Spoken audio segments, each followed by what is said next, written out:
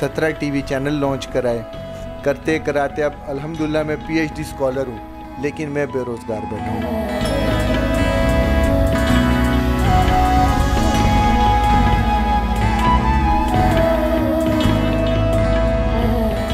पूरा मुल्क एडहॉक पे चल रहा है, कॉन्ट्रैक्ट पे चल रहा है। जो हालात हैं वो आप सबके सामने, हमने तो अपनी गुजार ली। उससे सिर्फ पूरे पाकिस्तान में एक लड़का सीनियर है जिसका नाम है अब्बास याब भट्ट, वो भी घर बैठा हुआ है। 15,000 रुपये पे आप एक मास्टर्स और BS डिग्री लेके जो बच्चा बच्ची बैठा हुआ है उसकी आप ज़िंदगी तबाह कर रहे हैं। हरासमेंट देखी गेट कीपर से लेकर ऊपर तक, तो मेरा तो इस चीज़ पे एतमाद ही उठ गया था कि शुक्र अल्हम्दुलिल्लाह ज़िंदगी हमेशा मेरिट पे गुजारी, रेफरेंसेस यूज़ नहीं किए। अल्लाह का वास्ता इस मुल्क को बचा लें। 80 लाख लड़का लड़कियां, हमारे जो क्रीम है, जो ब्रेन था, वो पाकिस्तान छोड़ के जा चुका है। आजकल जो चैनल्स के हालात हैं, ख़ुद को खुशकिस्मत समझते हैं कि बस तब हम लोगों ने अच्छा फ़ैसला लिया, मीडिया को खैराबाद कह दिया। रसोई घर हमने एक ब्रांड नेम सोचा था कि हम इसको एक बहुत अच्छा इस्लामाबाद के अंदर एक बहुत बड़ा रेस्टोरेंट बनाएंगे।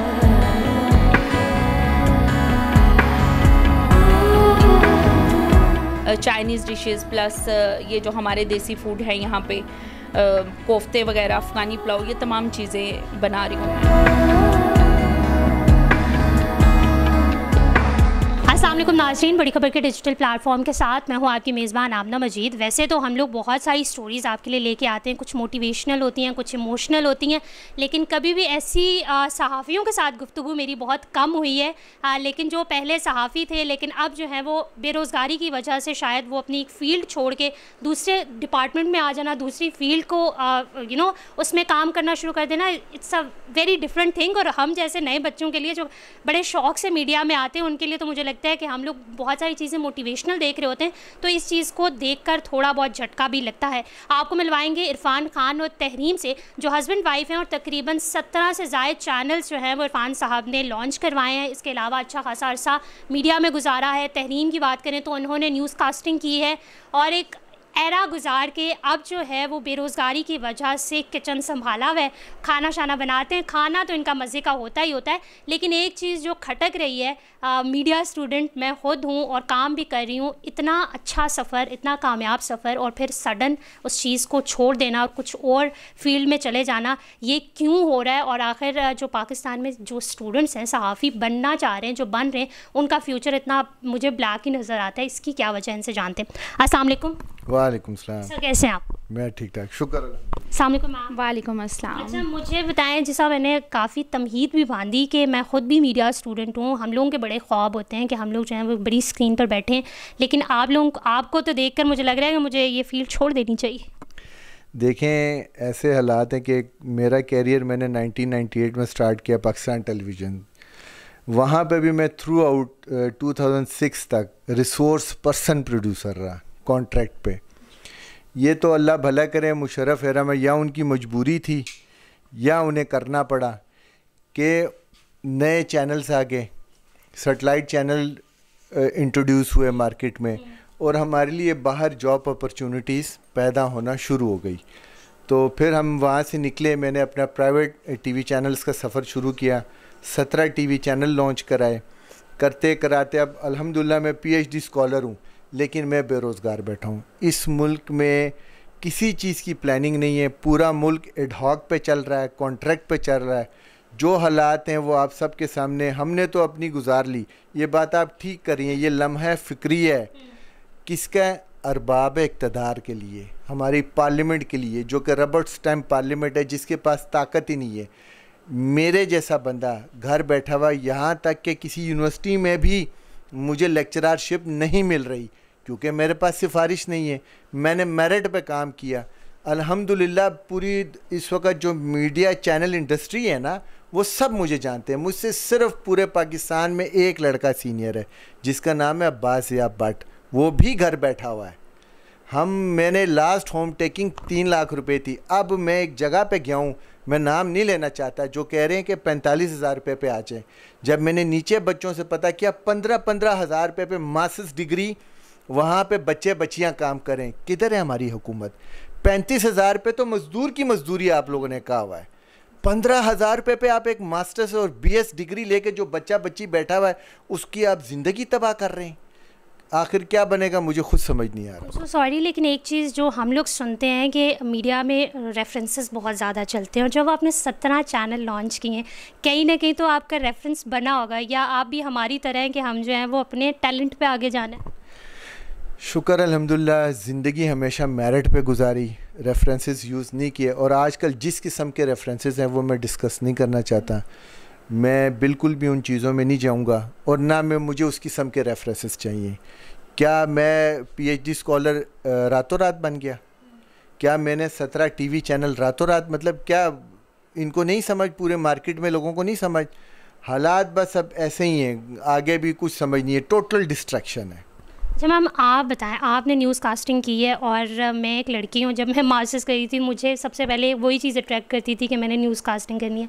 वो आपने की, एक टाइम गुजारा, और फिर अब दोबारा से किचन की तरफ आना कितना मुश्किल है? मुश्किल नहीं है, ये बल्कि बहुत अच्छी चीज़ है। बिकॉज़ जैसे मैंने पहले मीडिया ज्वाइन किया, और मीडिया में जिस तरीके से आप ख़ुद मीडिया में, आपको इस चीज़ का अच्छे से पता होना चाहिए कि मीडिया में जो हालात हैं, मतलब कि हरासमेंट तो यहाँ पे आम है, ठीक है। इसके बगैर तो आप गेट के अंदर भी दाखिल नहीं हो सकते। तो ये मैं मीडिया से ज़्यादा अच्छा काम ये समझती हूँ, बिकॉज़ ये घर की चार दीवारी में है, और एक इंसान किसी चीज़ का डर नहीं, किसी चीज़ का खौफ नहीं है। वरना मीडिया के माशाल्लाह से जैसे हालात हैं, और जो थे और जो होंगे, मैं इस काम को ज़्यादा प्रेफर करूँगी। कितना अर्सा गुजारा आपने? मैंने मीडिया में करीबन 7 से 8 साल मैं मीडिया में रही हूँ। तो वो चीज़ छोड़ना कितना मुश्किल होता है, क्योंकि वो आपका पैशन होता है कहीं ना कहीं, और उस चीज़ को आप छोड़ के दूसरी चीज़ पे आ गए? नहीं, पैशन होता है, बट जब हम लोग उस पैशन को फुलफ़िल करने के लिए जाते हैं, तो वो जिस तरह की, मतलब कि सारा सराउंडिंग में जो हो रहा होता है, मतलब कि मीडिया के अंदर जाके पता चलता है, वो पैशन दब जाता है, ख़त्म हो जाता है। फिर गलती वो चीज़ नज़र आ रही होती है कि गलत किया हम लोगों ने। और जैसे कि आप बात करी थी, कहीं ना कहीं रेफरेंसेस होते हैं, तो मैं आपको कहूँ यहाँ पे नेपोटिज़म है बस, एंड और कुछ भी नहीं है। अच्छा, आप वो बात कर रही हैं जो कहीं ना कहीं हमें भी खटकती है। कई दफ़ा हमें अच्छी अपॉर्चुनिटीज़ नहीं मिल रही होती, तो हम थोड़ा दिल बर्दाश्ता भी होते हैं कि यार उन्हें वो चीज़ मिल गई है और हमें नहीं मिल रही। तो ये मीडिया में कितना जो है वो एक टैलेंटेड बंदे के लिए, या जिस बंदे की वो जगह होती है उसके लिए कितना डिसहार्टेड होता है, मैं अगर ये फील्ड छोड़ दूँ तो? मेरा सिंपल सा आपसे क्वेश्चन है, क्या हमारे इस वक्त के जो मुल्क जिनके पास इक़्तिदार है, क्या वो अपने टैलेंट पे आए? ओपन क्वेश्चन है ना, कैसे आए? रेफरेंसेस ही है, कोई टैलेंट? बस बात समझ जाए, ठीक है। मतलब इसके ऊपर मेरी फैमिली है ना मीडिया, मैं इसके बारे में और क्या मैं बात करूं। लेकिन ये हमारे जो बड़े हैं, ये उनका फ़र्ज़ बनता है, अल्लाह का वास्ता इस मुल्क को बचा लें। 80 लाख लड़का लड़कियां, हमारे जो क्रीम है, जो ब्रेन था, वो पाकिस्तान छोड़ के जा चुका है, और अनकरीब हम भी चले जाएंगे। अब ये देखिए ना कि मेरी मिसिस कुकिंग कर रही है और मैं डिस्पैच कर रहा हूँ। क्या मेरा इतना भी हक नहीं कि एक अच्छी नौकरी, और मैं एक बीवी और एक बच्चे को आराम से उनको फीड करूं और पाल सकूं? मैं ये भी नहीं कर पा रहा। यहाँ पे बिज़नेस किया, उसमें मेरे साथ फ्रॉड हो गया।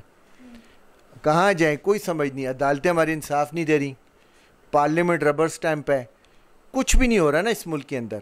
सर, इतने डिक्लाइन की कोई वजह तो होगी? विद इन 2 ईयर्स मैं अकेला तो नहीं हूँ। आप सराउंडिंग चेक तो करें ना, अपने आगे पीछे हालात देखें। किसी भी छोटे चैनल में, छोटे से बड़े चैनल, 4-5 महीने का आराम से बैकलॉग है, सैलरीज नहीं मिली। हालात देखें ना। अच्छा, फिर 15,000 20,000 क्या सैलरी है? मेरे जैसे बंदे को कहते 45,000 पे आ जाएं। 45,000 रुपये में तो आजकल आना जाना नहीं पूरा था। अगर मैं यहाँ से मेट्रो से भी जाऊँ नहीं पूरा होता, लोकल भी जाऊँ ना, अपनी गाड़ी तो छोड़ देना, तो वो तो हम ख्याल ही नहीं कर सकते। तो बस ये हालात है, सबको पता है। सर, एक अब जब आप चैनल्स को देख रहे होते हैं तो कैसा हो रहा होता है आजकल की जो जनरेशन सामने आती है? बस ये फील हो रहा होता है कि बहुत अच्छा किया, बहुत पहले छोड़ दिया। बस ये एक ना ख़ुद की खुशकिस्मती समझते हैं, बिकॉज़ आजकल जो चैनल्स के हालात हैं, ख़ुद को खुशकिस्मत समझते हैं कि बस तब हम लोगों ने अच्छा फ़ैसला लिया, मीडिया को खैराबाद कह दिया था। मीडिया को आप लोगों ने खैराबाद कह दिया, इतना सारा वहाँ पे टाइम वक्त गुजार के आप किचन की तरफ आई हैं, क्या करती हैं बेसिकली? और ये खाना पकाना भी, वो मैं कहती हूँ शौक़ हो तो तभी इसमें टेस्ट भी आता है, तो ये किस तरह आपको है? एक्चुअली मुझे कुकिंग का तो खैर बहुत पहले से शौक़ था और मैं चाहती थी, मेरा एक ड्रीम था कि मैं अपना रेस्टोरेंट बनाऊं, बट मीडिया में जाने के बाद फिर वो कहीं ना कहीं रह गया पीछे। और अब जब मेरा बेटा माशाल्लाह से 2 साल का हो चुका, तो मैंने सोचा कि बेरोज़गारी तो वैसे ही बहुत है, जॉब्स कहीं पे मिल नहीं रही, हस्बैंड की भी ऐसा ही था, बिकॉज़ जॉब तो उन्होंने करनी थी। फिर मैंने सोचा कि क्यों ना हम लोग घर से कुकिंग का आगाज़ करें, टेक अवे का, और होममेड खाना बना के अच्छा और क्वालिटी वाला खाना बनाकर सब में सबको ऑब्वियसली सर्व करें। ये मेरा शौक़ भी था और इंशाल्लाह एक ना एक दिन ये शौक़ ज़रूर पूरा होगा। अच्छा, आप खाना बनाते हैं और आपके हस्बैंड हेल्प करते हैं कोई, या बस बैठ के नुक्स निकाल? 100% मैं इसके साथ होता हूँ। रसोई घर हमने एक ब्रांड नेम सोचा था कि हम इसको एक बहुत अच्छा, इस्लामाबाद के अंदर एक बहुत बड़ा रेस्टोरेंट बनाएंगे। जब अच्छे दिन थे तब मौका नहीं मिल सका, कामों में बिज़ी थे, तो अब हमने ये किया, इनिशिएटिव लिया कि घर से ऑनलाइन शुरू करते हैं, एक दफ़ा देखते हैं इसका क्या रिस्पांस है। अल्हम्दुलिल्लाह बहुत अच्छा रिस्पांस है, और इसमें मैं क्रेडिट दूंगा रऊफ़ क्लारसा साहब को। उन्होंने बड़े भाइयों की तरह हम पे शफ़क़त किया, उन्होंने हमारी बड़ी हेल्प की, जिसकी वजह से अल्हम्दुलिल्लाह मीडिया फैमिली टोटल हमें रिस्पांस अच्छा दे रही है और सबको टेस्ट पसंद आ रहा है। और हम व्यूज़, और बिल्कुल हमने मिनिमम जो होता है ना, और अल्हम्दुलिल्लाह ये बात एक और मैं ऑन रिकॉर्ड कह रहा हूँ कि जो हम खुद खा रहे हैं ना, ये खाना हम खुद खाते हैं, वही खाना हम लोगों को डिलीवर कर रहे हैं अल्हम्दुलिल्लाह। और टेस्ट की बात भी, तब साफ़ सुथरा खाना है ना, घर का खाना है, तो साथ बनाते क्या क्या आप लोग? मैं डिफरेंट डिशेस लाइक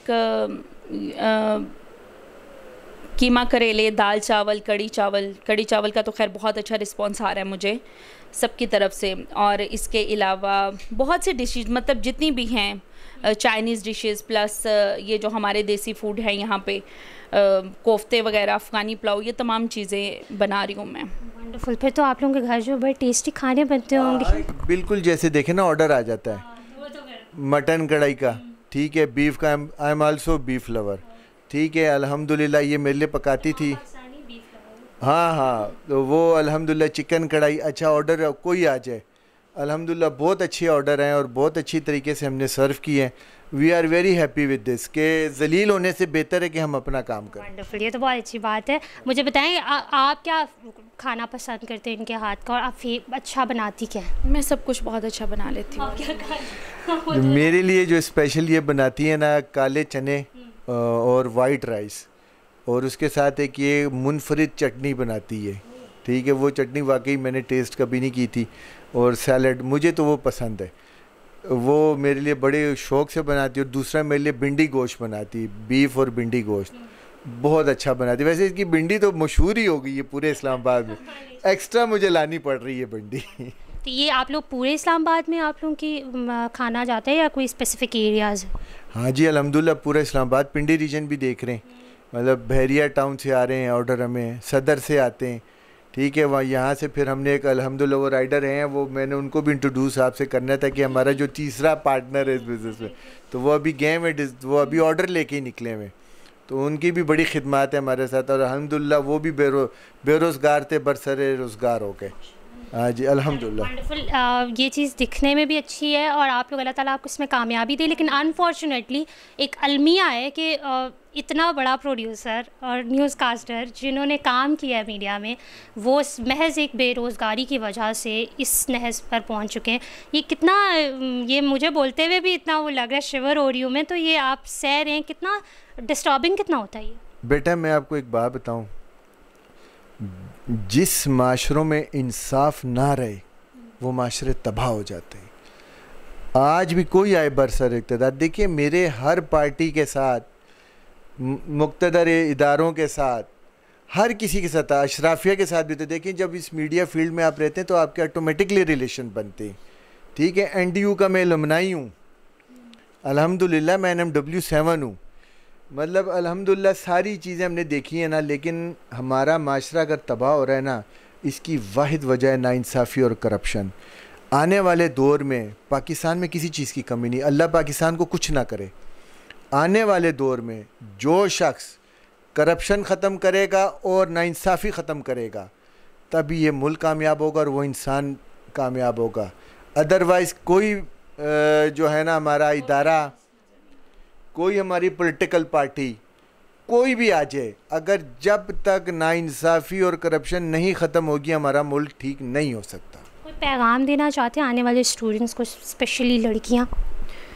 मैं तो कहती हूँ कि बस ऐसा काम किया जाए जो कि इज़्ज़त से हो, बिकॉज़ और ये मैं देख रही थी, बिकॉज़ हम लोगों को भी बहुत ज़्यादा चांस था लाइक कि हम लोग मीडिया में जाएं ऐसे, बट जब हम लोग गए वहाँ का सारा इन्वायरमेंट देखा, वहाँ पे हरासमेंट देखी, गेट कीपर से लेकर ऊपर तक, तो मेरा तो इस चीज़ पे एतमाद ही उठ गया था कि लाइक, तो बस फिर मैं चाहती हूँ कि कोई ऐसा काम चूज़ करे जिसमें इज़्ज़त हो और घर के चार दीवारी में हो, और बाकी खुश रहें सब।